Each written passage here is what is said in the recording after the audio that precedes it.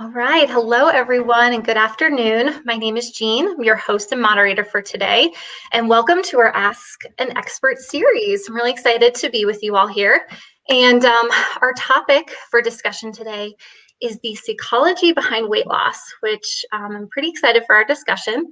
But first, I'd like to introduce our guest for today, Kal. So, Kal, welcome. Thank you, Jean. Kal works with our Healthy for Life team with Baptist and runs a couple of really wonderful wellness programs. But Kal, wanted you to go ahead and introduce yourself for our viewers today. Thank you, Jean. Thanks for having me. My name is Kal Kseib, and I am with the Baptist Health team with a real focus on emotional and mental well-being for team members within Baptist Health. Really, my background is in health psychology. So I hold a master's and doctorate in that area with perhaps a special interest in obesity, but and weight management. But really, yes, just focusing on emotional and mental well-being as being key to so much of how we live day to day. Excellent. Yeah. And, Kal, in our discussion and planning for this, just felt like you were the perfect expert. And really, this is something that we haven't talked about a lot on our Facebook Lives. We talk a lot about health, wellness, exercise, nutrition. But what about that kind of emotional well-being component of it? So I'm really looking forward to our conversation today. So for our viewers, I just want to put this out to you all. Kal and I would really love for this to be very conversational. So if there's any questions that you have, go ahead and put them in the comments. Like I said, I have a few questions for him, but we really would love to hear from you. So feel free to put your questions out there, and I'll have Kal answer them the best as he can. So. Yeah, and just to echo that, let's really try and make this as conversational as possible. Weight loss is such a personal topic in a way.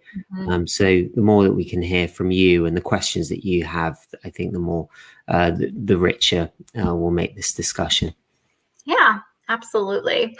So, Kal, to start off, about this topic. So, why do you feel like it's important for us to talk about it today? The psychology behind weight loss.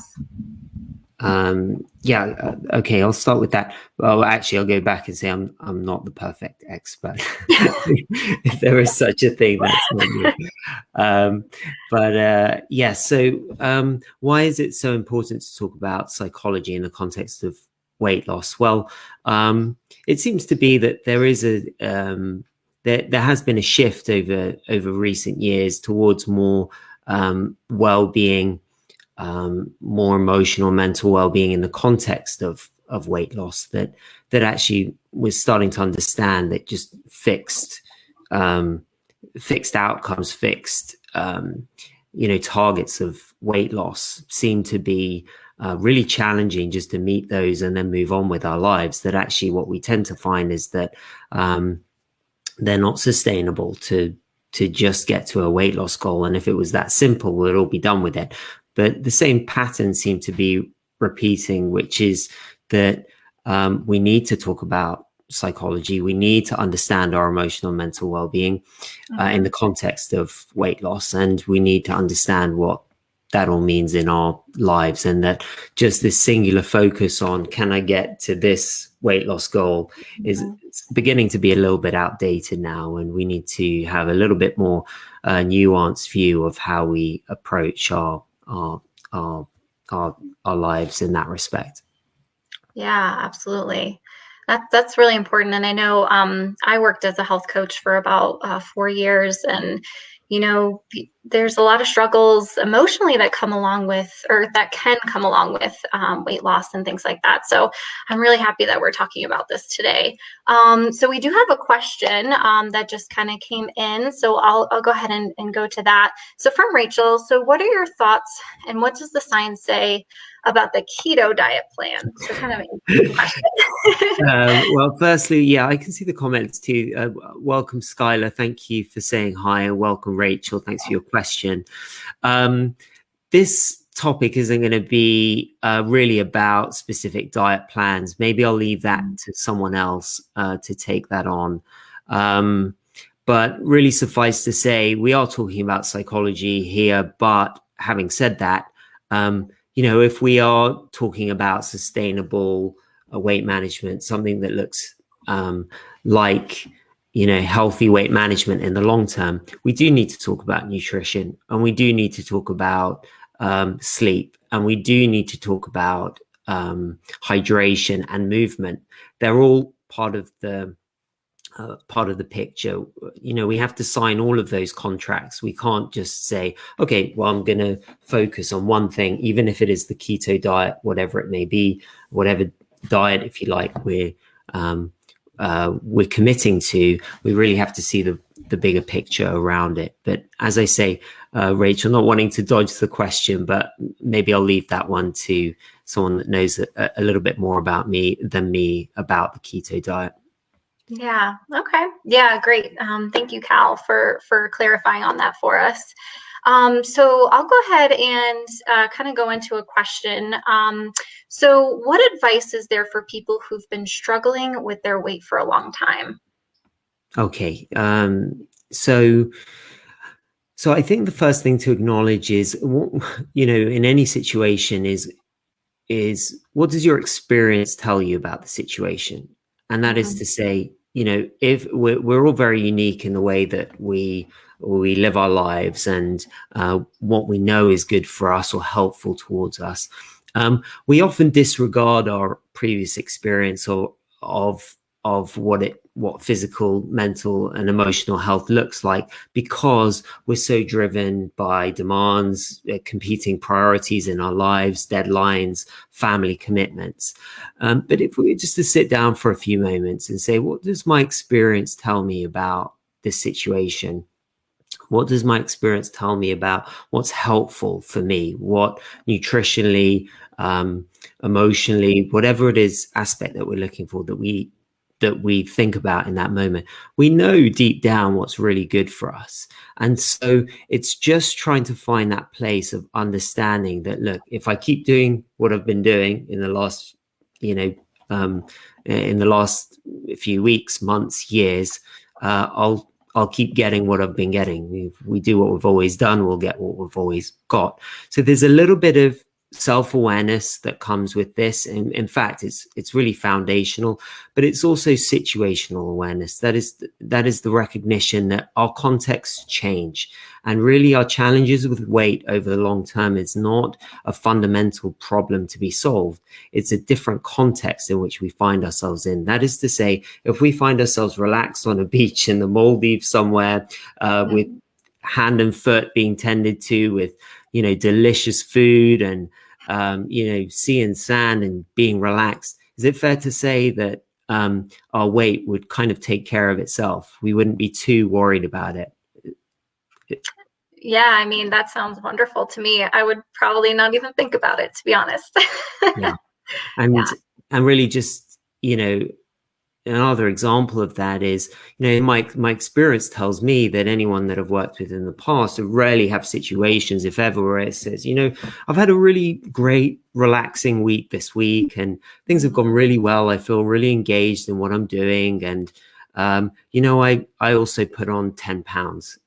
It doesn't seem to go like that. What we know is, if we can work with the context around us in terms of managing some of these stresses that are in our lives, finding coping strategies that help, and understanding our situation as well as what's happening inside of us, then that really helps us to understand the psychology, if you like, or the emotional aspect of weight.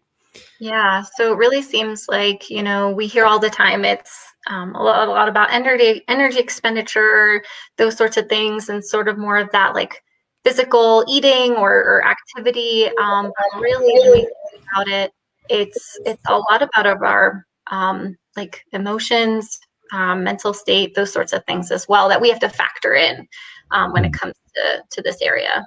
Would you say? Yeah, and you know, how inconvenient is all of that? We have to think about our movement, we have to think about nutrition, we have to think about all these other things. But I guess, you know, that foundational piece is around the, you know, the energy expenditure, calories in, calories out. We all understand that, but it's starting to get a little bit deeper into what's going on here. Jean, if we can, let's Yeah, turn to the comments here, because there's been a couple absolutely. while we've been speaking. Yeah, Can you, definitely. um, So it looks like Rachel had a follow-up question to her other one. So she said, she asked, what are the best strategies to maintain weight loss efforts as so many people start but don't finish?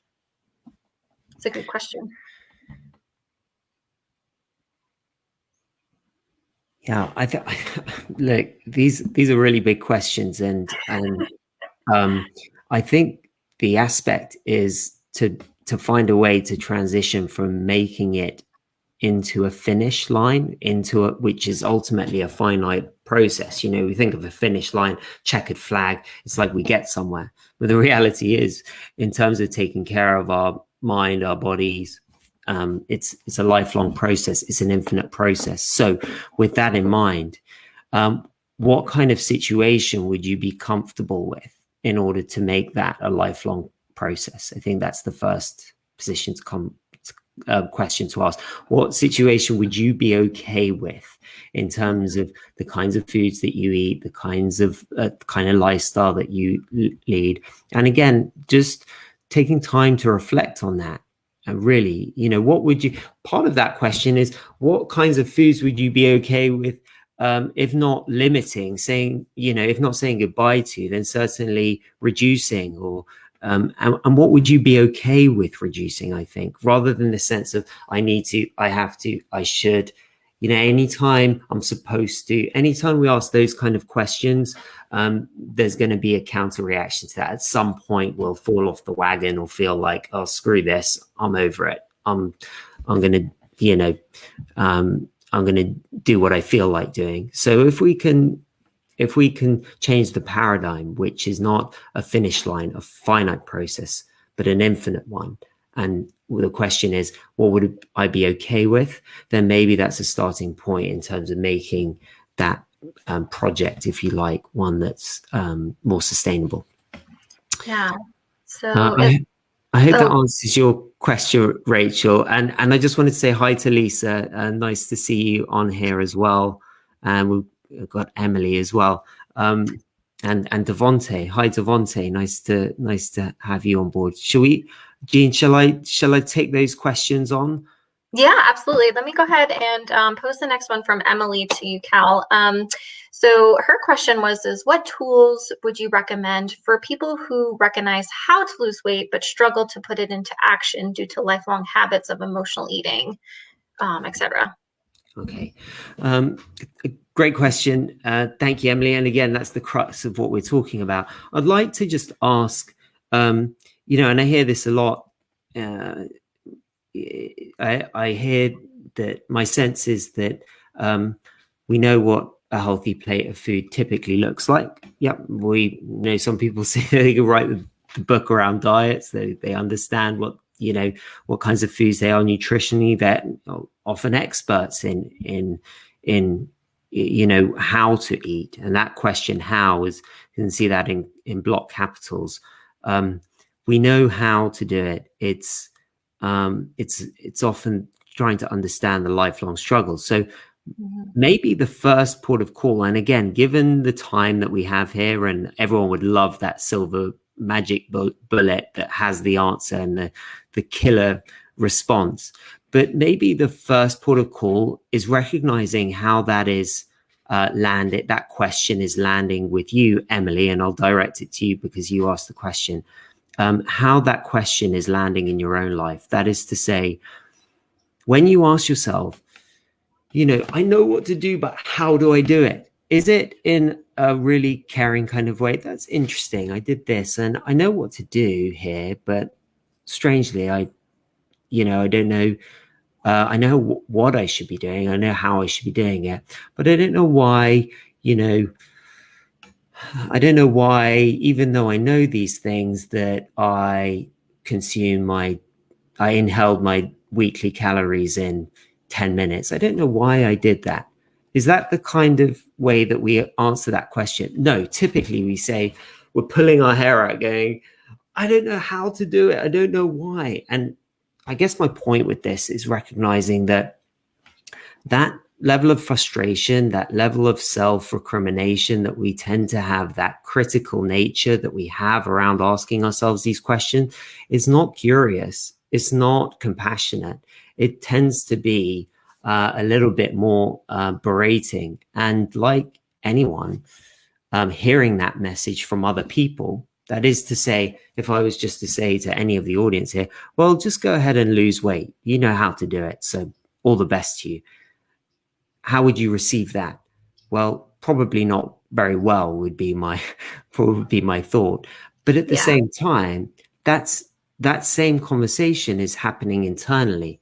We're Mm. acting to our own experience in the same way that other people can often act towards us. So the first port of call in that respect is maybe transitioning the way or transforming the way that we communicate with ourselves about the situation, recognizing that this person who has gone through all of this years of challenge with our weight is someone that has struggled with it and maybe that deserves empathy and that is trying the best, to do the best that they can with the resources that they have. So it's starting to, it can be a little bit cliche to say working with ourselves like we would with a best friend, but I think that's a helpful place to start, at least having some empathy for our own experience and starting to say, okay, well, I'm committed to changing this, but it's not going to help if my bullying mind keeps attacking me every time that something doesn't go to plan. So I think that's another thing. How we communicate with ourselves then becomes really key in asking that question. I know that's a long-winded answer to your question, Emily, but to be fair, it is probably the biggest question you can ask. So I hope that helps in some way. Do leave feedback to that question, Emily, or any follow-up questions that you have. I hope in some way that was helpful. I see another question from Yeah, Devon. we have one from Devante, which it kind of I think relates a little bit to Emily's question. So I'll pose it to you, Cal, and feel free to add in, whatever you feel is appropriate. So Devante asked, what could help someone that is struggling with food restrictions and having a bad relationship with food? I would first ask, well, what what are those food restrictions? What's going on? What's it like for you? What's life like on a day-to-day basis? I'd really want to understand, as I would say, the pounds, shillings, and pence of what is happening, and what does a bad relationship with food actually mean to you? What does that look like?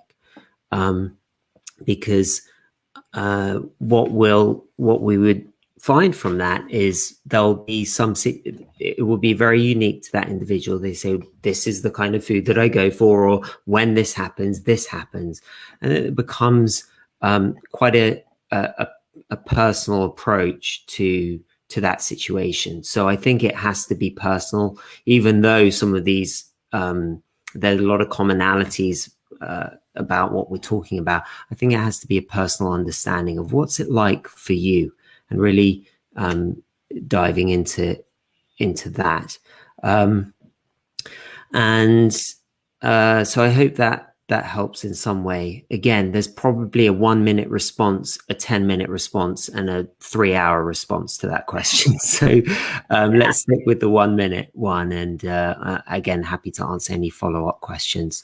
Absolutely. And it looks like we have a thank you from Emily for answering her question, and a couple of comments, one from Lisa and Sandra, kind of going along the same lines, but kind of that being nice to yourself message that you gave. And it's so true that we need to be kind to ourselves on our health journey.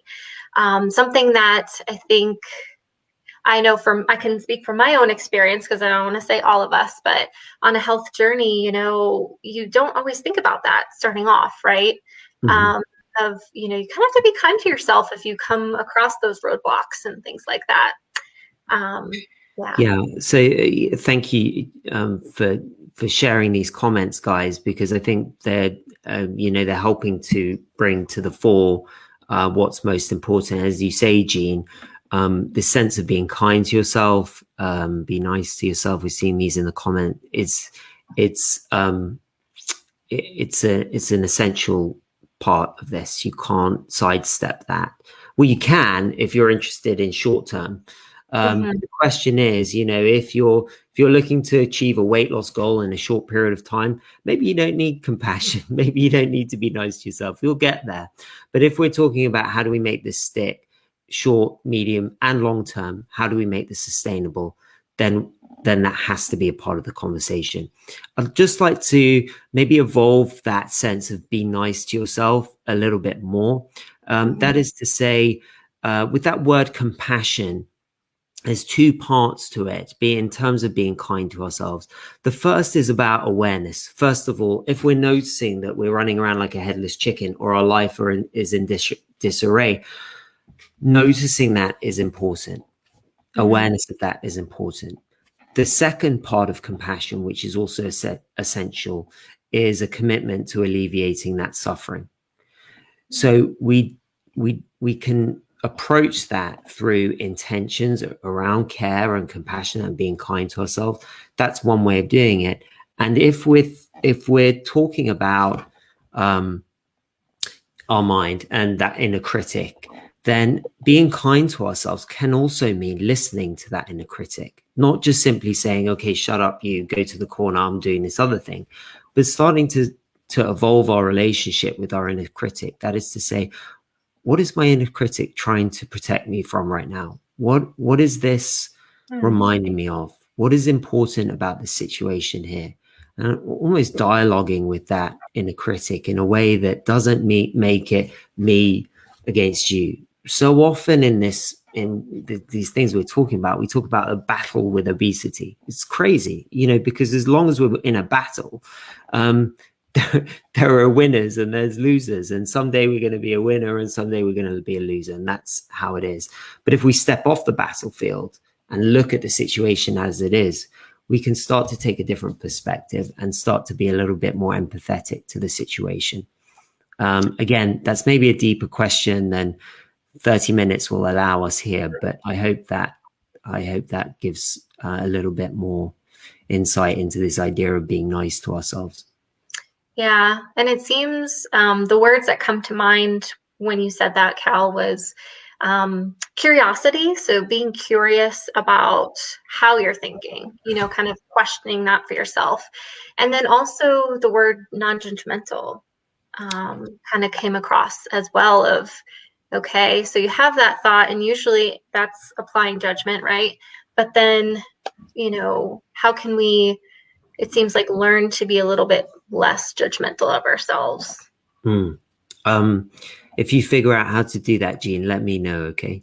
Yeah, well, I'm still working on it for myself. Yeah. That's ongoing work, and yes. That's where practices like mindfulness come in. That's where other similar practices come in, just of awareness, of finding ways to soothe and to calm and to be with ourselves in kinder ways. That's an ongoing practice. So I wonder if there's some people sitting in the background with a question. I know it, and they're wondering, should I ask this question or not? And here's the invitation, just to say, go ahead and just add a question in the comments box. We'd love to hear from you. Yeah, and while we wait for those to come in, Cal, I had a question for you, if I may ask. So, and you may have touched on this a little bit. I'm not quite sure, so correct me if you have. But why do some people find it harder than others to lose weight? Yeah, well, if you were to, I guess the analogy for this, or the correct analogy, would be to say we're like, as people, we are like trees in a wood or in a forest.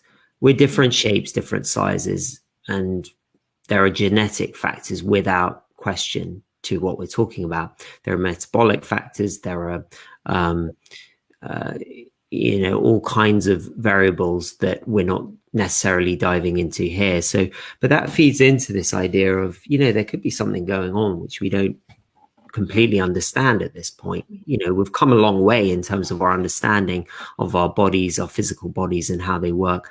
But there's still blind spots. There's still gaps. So I think that would be one aspect of it. And then really it's trying to understand what is our own fighting weight? What is the weight that really we know to be helpful in our own lives, that we feel good about, not based on, not, dare I say it, not even based on BMI, although that can be, a starting point, really based on what kind of weight do I feel good with in myself? And really, again, if we think about it, not as a finite process, but an ongoing one, that can evolve over time. But it's really working with what we have based on our own experience. And also factors like age come into, gender is a huge one, and these kind of factors, we can't ignore them. They are real factors as well. I think the deeper question is, what kind of impact does it have on our overall well-being?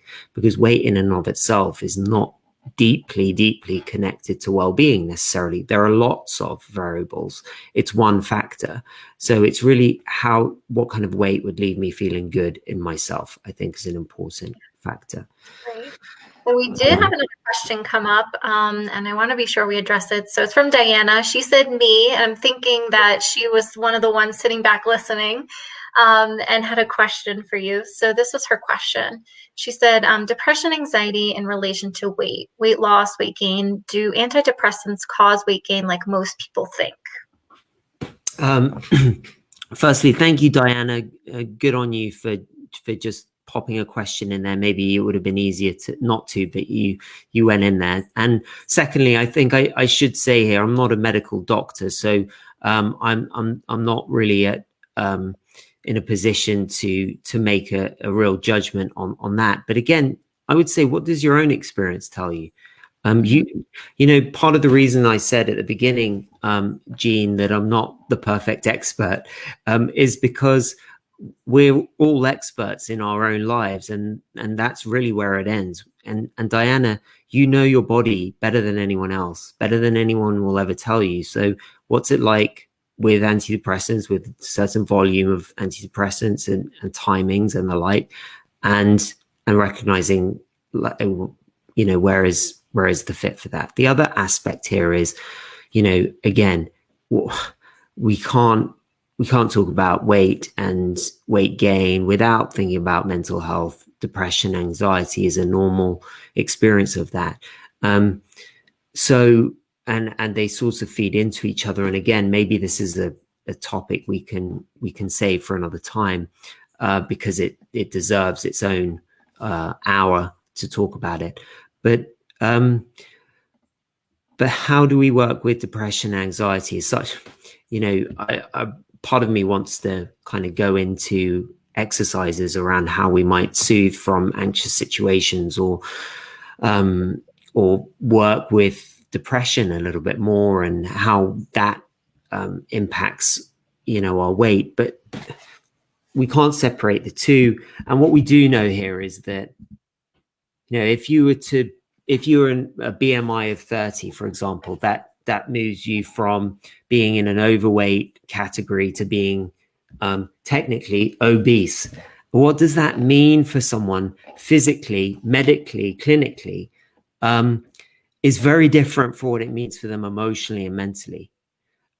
Really, the difference between one BMI point and the other is almost insignificant clinically, but it's recognizing what kind of impact does that have in terms of how much I'm thinking about my body weight, how much I'm thinking about the next thing there is to eat. There's research that shows on average we make about 200 decisions related to food every day. So what kind of wear and tear does that have on our mental well-being?